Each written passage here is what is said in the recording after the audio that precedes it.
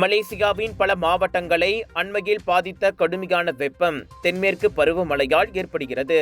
இது பொதுவாக நாடு முழுவதும் குறைந்த மழைப்பொழிவை தருகிறது மற்றும் வறண்ட காலங்களில் அதிக வெப்பநிலைக்கு வழிவகுப்பதால் பொதுமக்கள் வெப்பநிலையின் காரணமாக கவனமுடன் இருக்க வேண்டும் என கேட்டுக் கொள்ளப்படுகின்றனர். இந்த நிலைமை பொது சுகாதார நிபுணர்கள் மற்றும் குடியிருப்பாளர்கள் இடையே கவலையை ஏற்படுத்தியுள்ளது.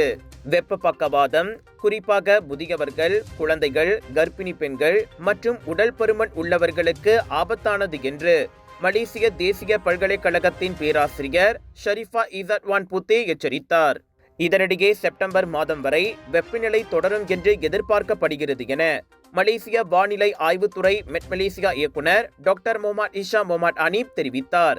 திறந்தவெளி எரிப்பும் தவிர்க்கப்பட வேண்டும், ஏனெனில் இது புகை மூட்டம் மற்றும் சுற்றுச்சூழல் மாசுபாட்டிற்கு பங்களிக்கும். இருப்பினும் அவ்வப்போது இடியுடன் கூடிய மழை மற்றும் பலத்த மழை பெய்யக்கூடும். குறிப்பாக மேற்கு தீபகற்பம், வடக்கு சரவா மற்றும் மேற்கு சபாவில் காலை வேளைகளிலும் உள்நாட்டு பகுதிகளில் மாலை அல்லது இரவில் பெய்யக்கூடும் என்று அவர் கூறினார்.